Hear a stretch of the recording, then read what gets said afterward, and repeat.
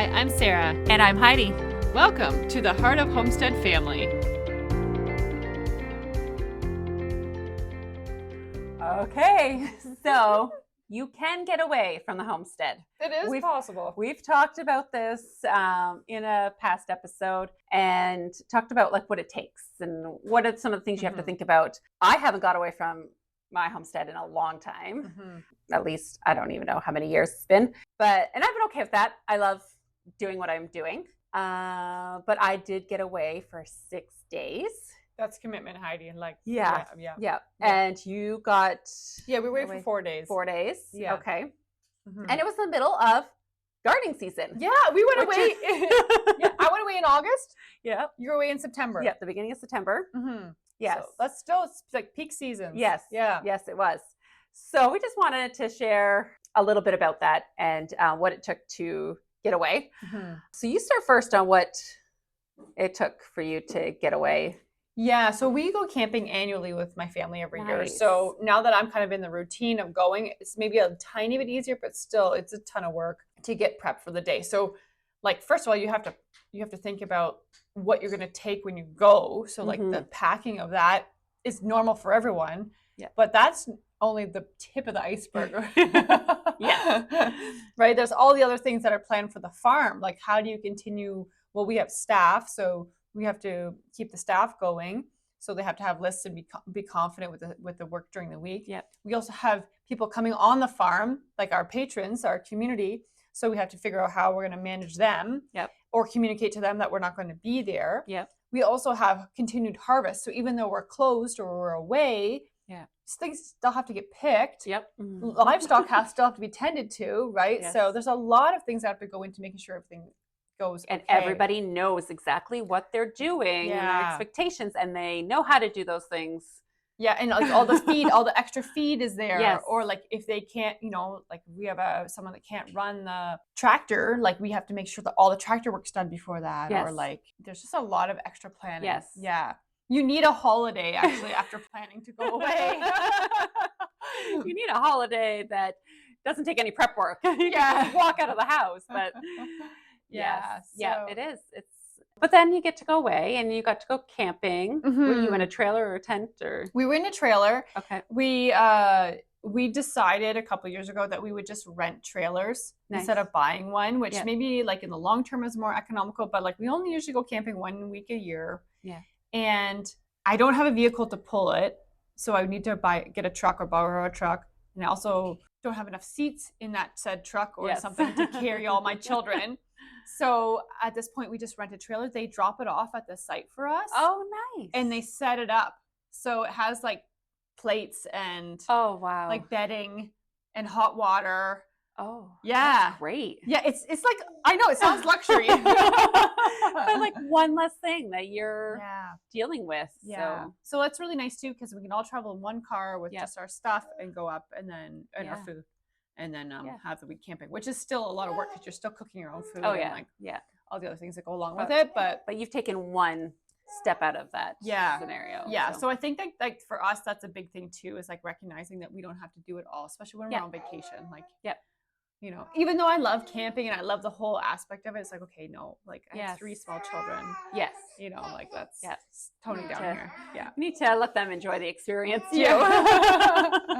Not have a mom go crazy. Yes.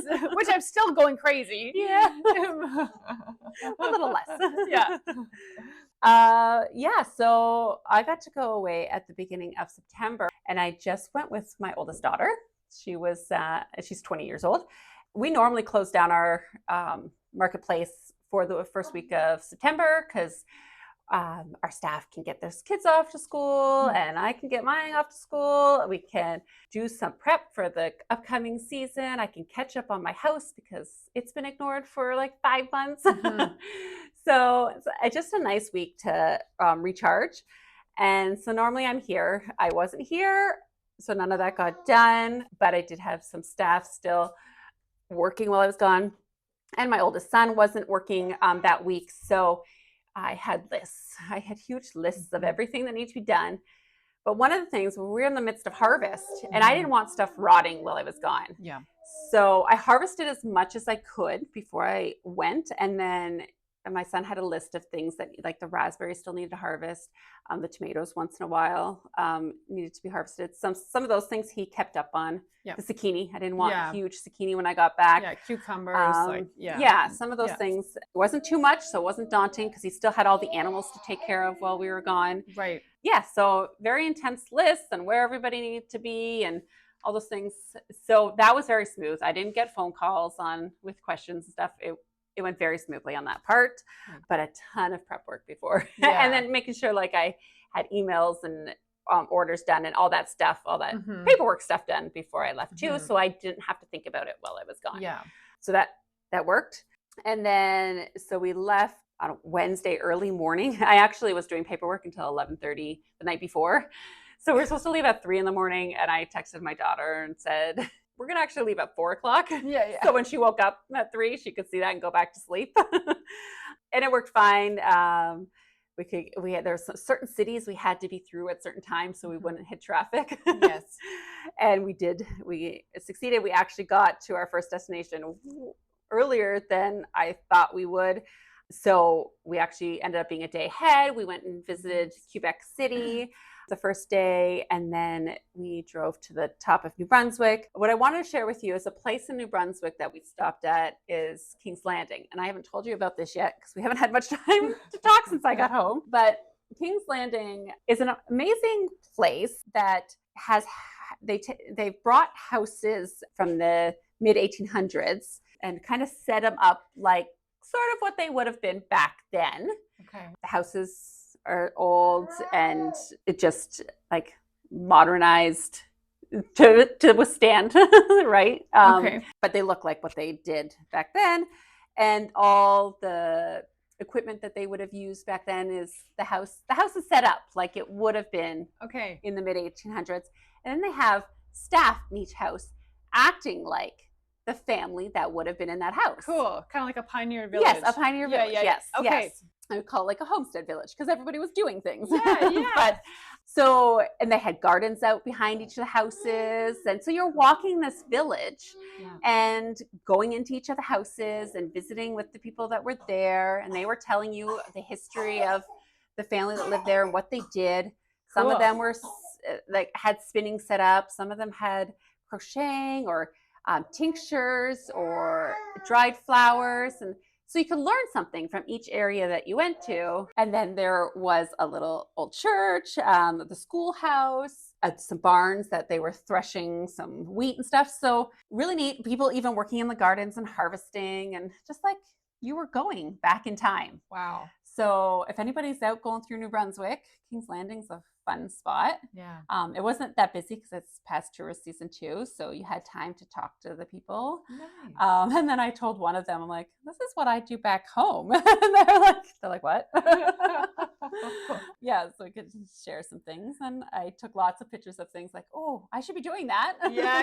Forgot about that, and lots of awesome tools that I would love to add to my repertoire. But so that was a fun stop. We didn't stay as long as I could have stayed because I'm like thinking of my daughter and how this wasn't really her interest. Then we got to see a hot air balloon festival down in Sussex. We went and did the Magnetic Hill where you drive down and then it pulls you back up. Yeah. Strange So weird. Science works. Yeah. And then went around to Nova Scotia, hit the Peggy's Cove, a big tourist thing. It was neat. It wasn't what I envisioned Peggy's Cove being. Okay. Because people talk about it and I'm like, oh, this is really neat. And then visited our friends and then flew home. Yes. We tried to not literally flew home, like we drove fast. But not fast. Just drove straight. Back home, didn't hit anything. But the Sunday night, we were planning being home Monday night sometime, but Sunday night, we, of course, hit our snag in the trip. And it was nighttime. The alternator went. We didn't quite know that until we saw the mechanic the next day. But did a little bit of pushing off the road and that fun. But actually, we got a motel that night. Very thankful. There was where we broke down on the highway. There was a town coming up which That's so not lucky. very often that Yeah. there's an actual town where there's mechanics and motels. Yes. So In the we middle of the did- night too, like Yeah. at night. Yeah, Yeah. yeah. Yeah, so very Oh. thankful for that. The motel was great, and mechanic amazing, because my husband called many different places, and they said no, we were too busy. And the one place he called, shout out to Grand Falls Tire Shop, they said we don't do service calls, and they said, but we'll send somebody out and just see, because we thought originally it was just a belt. And they replaced the belt for us, brought it to the motel, and then we found out it still wasn't working. And actually the owner of the business went in and fixed it all for us, because all the mechanics were busy. So wonderful. Yeah. Very thankful that we could continue. That was just a 5-hour delay, but we drove through the night. That's amazing though, 5 hours. Like, yeah, really not bad. Yeah, out of a trip that long. And the fact that the part they could get was just down the road, they delivered it right away. And yeah, amazing. So that was nice. And then got home and then played catch up. Yeah. I got a few hours of sleep, but everybody was still alive. All the animals were still alive. Yay. The gardens were looking great. There wasn't things rotting. Things were stored away properly so that I could tend to them, and got right back into the canning. And then you're like, oh, right, I was gone last week, because you're right back into the things and it doesn't feel like you're away. But yeah, it was really nice. Yeah. It was good. But I would say though, Heidi, for yourself and myself, you got away, but the rest of your family didn't come with you. Yes. Like your husband was still at home. Working. So, that made things go a little smoother. It would be nice to go with my family sometime. We probably will do that at some point, not during harvest season, or have enough people in line to make things run. But we're in the same position too. Like Thomas came with us, my husband came with us, but he got called, he had to go home. He spent 2 days, like a day and a half more at home than we did, because he had to go home and do some stuff. So like we're fortunate that we camp close enough to home. That's our strategic plan, is that if he has to come home, then he can. Because we recognize, like, even though we're getting away, it might not be what we expect it to be. So I think you're still trying to like balance those two perspectives, where it's like we're going away, but not all of us are going, or we're staying close enough to home that we can come back. So it's not like a full like it's not like going out on a cruise in the middle of the Caribbean. We're not there yet. No, maybe one day. So, but I was ready to come home at that point. I was like, okay, I want to get back to what I need to get done. And it was nice to see that part of the country for a little bit. Yeah. And I think too, like my dad always said, and it's a common saying, like a change is as good as a rest. You know, so even this just change of scenery, getting off the farm, thinking about something different for a couple of days or a week or whatever it is, it brings so much more new perspective. And even though you didn't rest at all, it's different. It just feels different. So I wasn't, my mind wasn't going constantly about all the things that needed to be done. And and it was just like, that's a 20-hour drive for us to get out there. So there's a lot of driving of just sitting there and looking out, and not a lot of thinking. Like my brain is normally going full tilt all the time, but I just could enjoy. And hang out with your daughter. Like that's just it was really nice, because she works full time, has a life, and I don't get to see her all that much. So and who knows when you'll have a trip like that again, right? So awesome. It was good. Well, thanks for listening to our little update on how we did get away. It happens. And it looks different, but it's still possible. It's good.